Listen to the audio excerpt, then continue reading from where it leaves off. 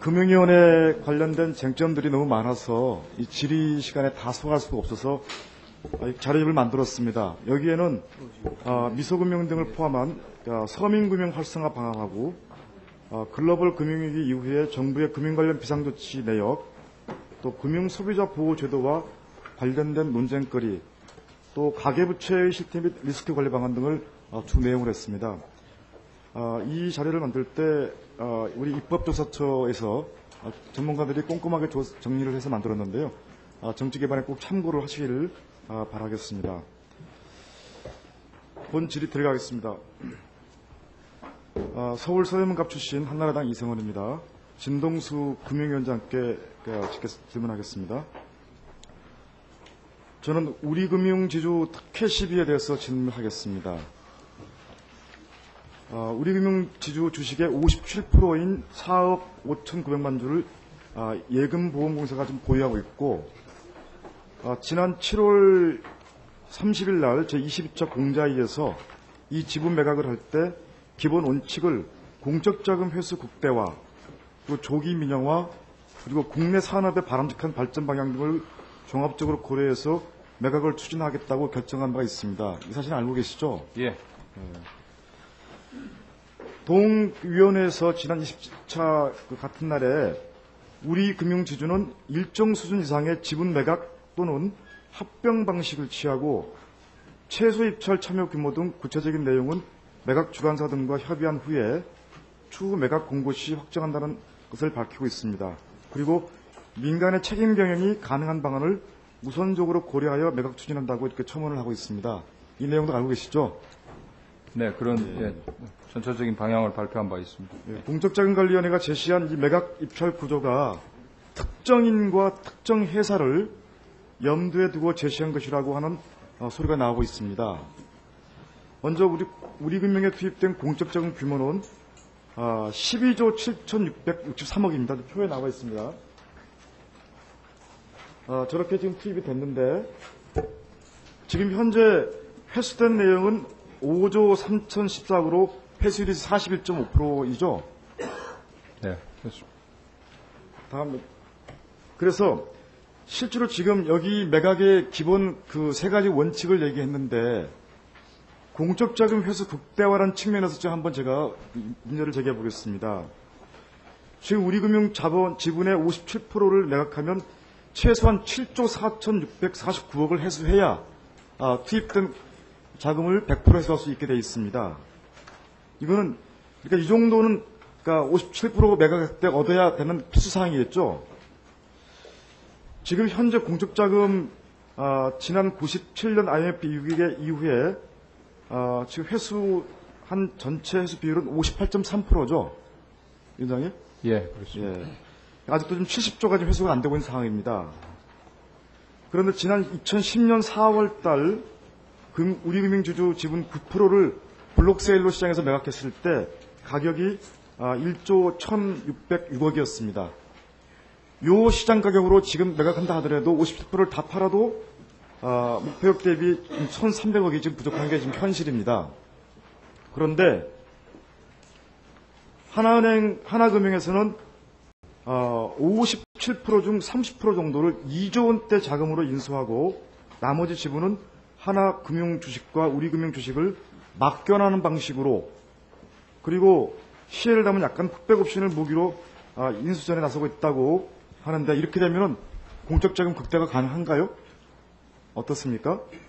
의원님, 그런 부분에 대해서는 아직 정확한 어떤 그런 금액에 대한 입찰이나 이런 것이 아직 진행된 바가 없기 때문에 다 추정이기 때문에 뭐라고 말씀드리기 어렵습니다. 아니, 제가 지금 하나은행 쪽에서 이미 지난 2010년도 8월 24일 날 헤럴드 경기 보면은 자기들이 인수하기 위해서 인수를 뛰어들었습니다. 그리고 이미 이 부분의 상당 부분이 지금 논의가 되고 있는 것으로 나오기 때문에 제가 질문을 드리는 건데요. 지금 최소한 8조 원 가까운 그런 자금이 필요한 인수전에서 하나은행이 2조 원대의 돈을 들여가지고 인수전에 나서게 된다면 과연 이게 공적자금 회수의 극대화가 가능하겠는가에 대해서 문제를 제기하는 겁니다. 하는 거고, 지금 현재 만약의 경우에 하나은행이 지금 자기보다도 지금 이 2배 정도 크는 이 우리 금융지사를 인수하게 된다면 사실상 하나금융주주에 대해서 특혜 시비가 일어날 수 있다는 점을 지금 말씀드리고 있는 겁니다. 저는 우리금융민영화가 특정 회사를 배를 불리는 방식으로 이렇게 특혜 시비가 나와서는 안 된다고 생각합니다. 지금 두 번째로 보면은 국내 금융산업의 바람직한 발전 방향이란 취지에서 매각을 하겠다고 얘기를 했는데 지난 정부가 10년 동안 은행의 정책 방향을 대형화를 시켰습니다. 근데 그 규모의 경제를 위해서 대형화가 어느 정도 필요한 것도 사실이지만 기준점이 없이 너무 키울 경우에 오히려 경영에 어려움에 처할 수 있다고 생각합니다. 국내 은행 간 합병은 영업 형태나 자구상 구성이 유사하고 국내 시장이 포화 상태인 점을 감안할 때는 구체적인 수익 모델 대안이 없는 대형화는 기업 가치나 경쟁력 저하로 가져올 수 있다고 생각을 합니다. 따라서 합병을 통한 단순한 규모 확대가 아닌 좀 진정한 질적 경쟁력을 가질 수 있는 방향으로 우리 금융 민영화가 추진돼야 한다고 보는데 여기에 대해서는 어떻게 생각하십니까? 우리 금융지주 문제, 매각 문제는 의원님 말씀하신 대로 그러한 원칙은 지금 관련 법률에서 명시되어 있습니다. 그래서 그런 관련 법률에 따라서 그런 원칙에 따라서 진행하고 있다고 말씀드리고요. 지난번에 원칙에 따라서 진행하는데 예. 그럼 진행 과정이 좀 더 투명하게 시장에 투명하게 얘기가 나올 수 있도록 하는 것도 필요하다는 걸 말씀을 드리고요. 지금 절차적으로도 굉장히 투명하게 하고 있다는 말씀드립니다. 지금 현재 우리금융지주의 총 자산이 284.9조입니다. 자본금은 16조이고 하나금융지주가 총 자산이 150조 3천억이고 총 자본금이 9.9조입니다. 어찌 보면 제가 보기에 우리금융지주가 지금 하나금융지주에서 2배 정도 큰 규모를 가지고 있고 ROA를 보더라도 하나은행에 비해서 우리은행이 2배 가까운 그런 수익률을 내고 있습니다. 또 ROE, 자기자본 순수익률도 2배 이상의 수익률을 내고 있습니다.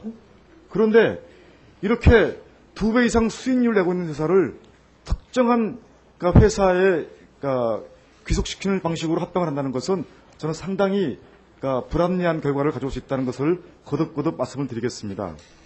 여기에 대해서 지금 우리금융 지주회사와 하나금융 지주회사의 결합의 문제점 부분도 특히 보면은 지금 점포수 규모로 보거나 여러 가지 망을 볼 때 이렇게 중복되는 지역이 많고 영업활동 자체에 있어서의 사업 대상 지역이 중복되기 때문에 저는 효율성을 기하기보다는 굉장히 어려운 문제를 많이 양산할 수 있다고 생각합니다. 따라서 오히려 금융위기 이후에 지금 불안한 고용시장에 대해서도 추가 불안 요인을 가져올 수 있는 그런 점들도 감안할 필요가 있다고 생각을 합니다. 따라서 저는 지금 현재 이 매각 추진 방향이라는 것이 어떤 목표를 정해놓고 특정한 회사가 매입하도록 하는 방식에 의해서 특혜를 주는 그런 방식이 아니라 스웨덴의 노디아 은행 방식이라든가 이탈리아의 유니크레딧 은행 방식 또 호주의 커먼웰스 뱅크 이런 방식의 사례를 잘 보셔서 좀 참고하셔서 하시길 바라겠습니다. 저는 이 매각 방식에 있어서는 포스코나 KT 민영화 방식을 우리가 배우는 것도 상당히 도움될 수 있다는 것을 말씀드리겠습니다. 제가 두 번째로 좀 드리겠습니다. 앞전에 존경하는 조영택 의원님께서 금융회사에 대한 의심스러운 거래에 대해서 금융정보분석원장에 대해서 얘기를 한 바 있습니다. 그 답변 과정에서 보면은 특정 금융거래 정보 보고 및 이용에 관한 법률에 대해서 좀 내용을 보니까 지금 금융위원장께서는 법에 의해서 그렇게 하고 있다고 얘기를 했는데 제가 보니까 실제로 지금 특정 금융거래 정보 보고 및 이용에 관한 법률을 보게 되면 지금 현재 금융회사들의 하고 있는 일들에 보면 상당 부분이 법에 없는 업무 지침으로 되어 있는 내용을 하고 있습니다. 그래서 지금 금융정보분석원에서 이 추출 시스템을 두도록 하는 것은 상당히 문제가 있다고 생각합니다. 앞전에 이 문제에 대해서 위원장님께서 법에 의해서 일을 하고 있다고 한 부분은 좀 사실과 다르다는 것을 말씀드리고 싶은데 여기에 대해서 견해를 말씀해 주십시오. 의원님 지금 의심거래 추출이 수작업으로 현실적으로 어렵기 때문에 이제 저 관련 전산 시스템을 개발하도록 그렇게 정보분석원에서 아마 고시에 규정을 했고요. 그 다음에 이렇게 추출된 정보 중에서도 그 일부 합당한 것만 FIO에 보고를 하기 때문에 이 시스템 구축은 이제 보고 절차 일부에 불과합니다만은. 아니 그런데 지금 보면은 1년에 지금 15만 건 정도의 금융거래가 금융정보 분석을 통해서 각종 명목으로 제공되고 있습니다. 그러니까 이게 이제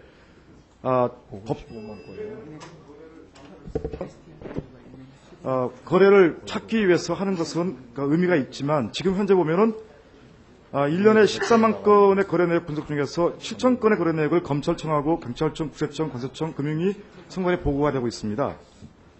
그리고 특정 형사사건 수사 등을 위해서 그 건수가 340건 정도는 그러니까 지금 계속해서 기관에 검찰에 특히 보고되고 있는 걸로 되어 있습니다. 이런 부분들이 법에 의해서 하도록 하는 것이 필요한 거 아닙니까? 아니 법에 따라서 하고 있습니다. 아까 우리 조 의원님 질문하신 거에 대해서 답변 드렸습니다만은 전산 시스템만 지금 제가 말씀드린 거고요. 아니 그러니까 여기서 혐의거래 분석해서 다 시스템을 임의로 해서 이렇게 보고하게 하는 것이 이게 법에 있는 내용이에요? 전산 시스템을 만들도록 해서 한 거는 이제 우리 내부 그 고시에 의해서. 아니 그러니까 지금 추출 시스템 자체도 그러면 예를 들어서 법에 의해서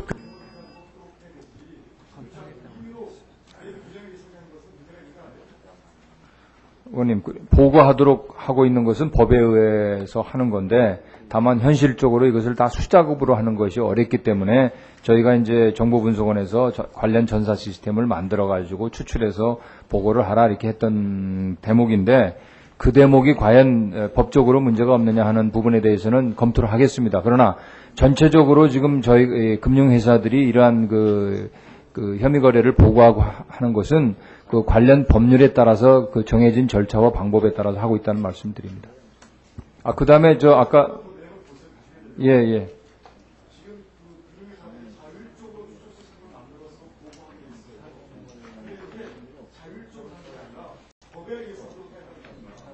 그 부분은 예.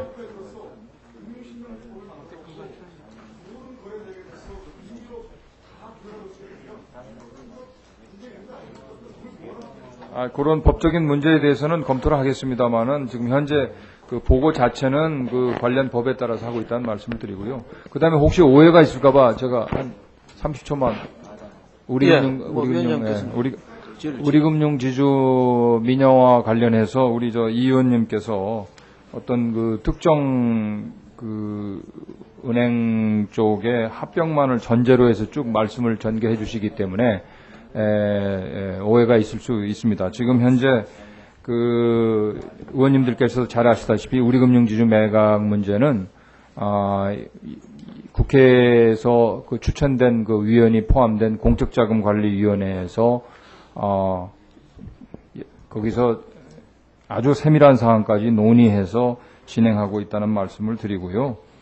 지금 현재 지난번에 그 발표한 방향은 가급적 많은 이제 투자자가 들어올 수 있도록 이렇게 굉장히 포괄적으로 했습니다만은 주관사가 임명됐기 때문에 아마 이달 말 정도 되면은 구체적으로 여러 그런 그 복수의 그런 이 매수 희망자들이 들어오는 그런 방향하에서 이것이 아마 발표가 될 거다 이렇게 말씀을 드립니다.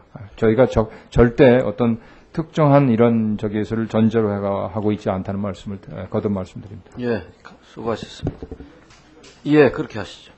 예, 다음 질의는 정견 한나라당 조문환 의원께서 하시겠습니다. 박성숙 의원님. 죄송합니다. 조문환 의원님은 다음 순서입니다.